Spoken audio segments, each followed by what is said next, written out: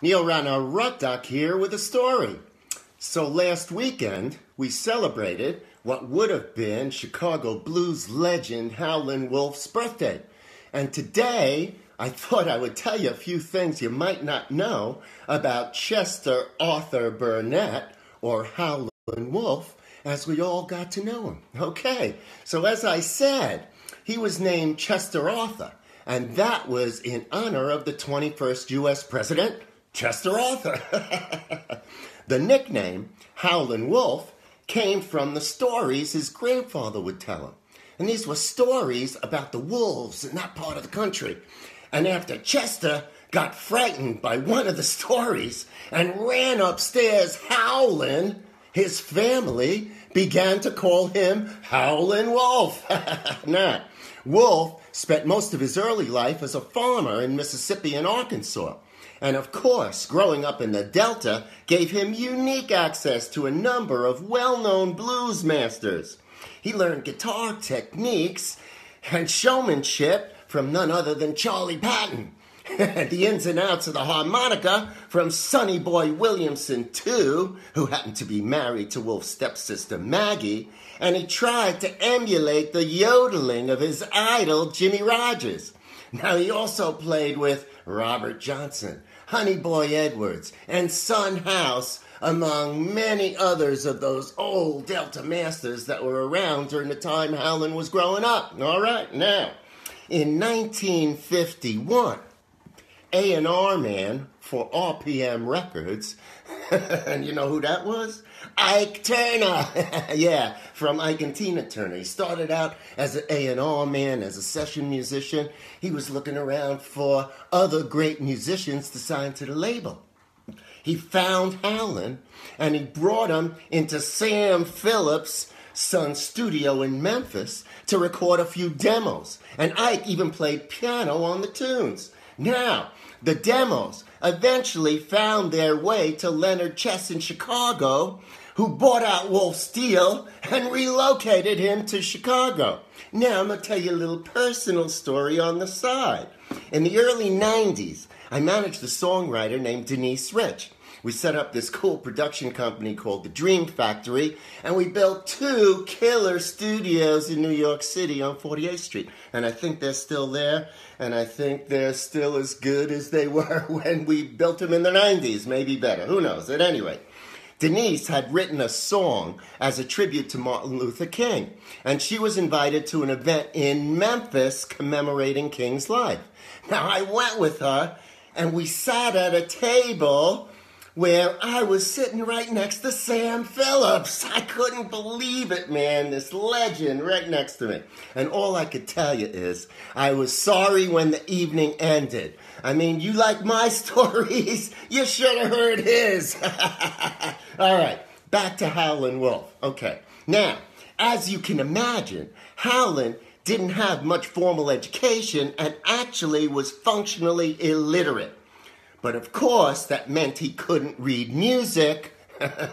And during long rehearsals, he would have to explain to his band exactly what he wanted. Now, a lot of people who can't read music do the same thing, so I'm not sure being illiterate hurt him in that particular way. But to Howlin's credit, later in life, he got his GEDs, and he went to study business and accounting, and in 1972, he was awarded an honorary Doctorate of Arts degree from Columbia College in Chicago. You go, Howlin. That's a great story. At any rate, let's listen to a little while I tell you some more.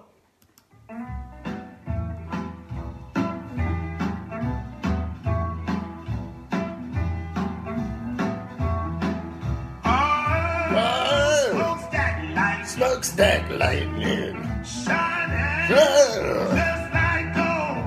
But don't you hear me cry? Woo. Woo.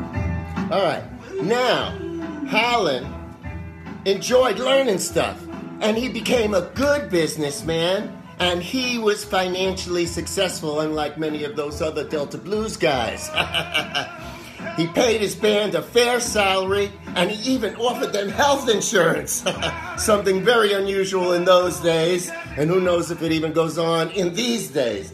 He never wore a great deal of jewelry or drove flashy cars. He preferred a Pontiac station wagon to the Cadillacs driven by his peers.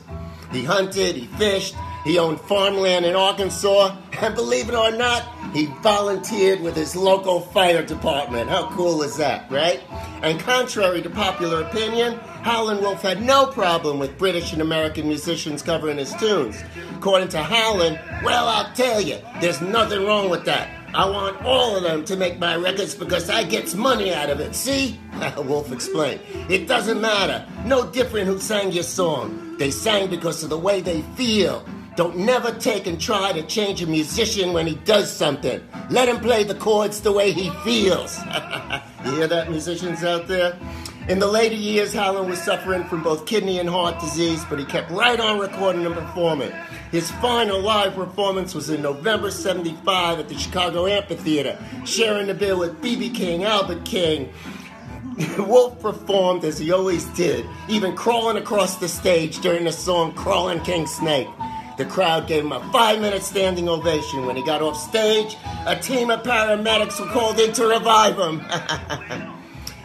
Howlin eventually went to the VA hospital for kidney surgery in January '76, and unfortunately, he never made it out and died of complications from the surgery, and he was only 65 years old.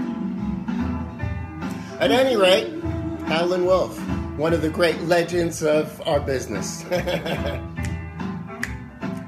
So that's my story. Whoa! I hope you enjoyed it.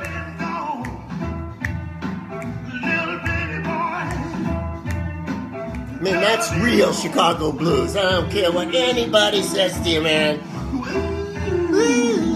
All right, that's it for me. It's a beautiful day here. Hope it's a beautiful day where you are. Have a great weekend. I'll see you tomorrow for another story. Neo Rottner Rock Doc out for now. Bye.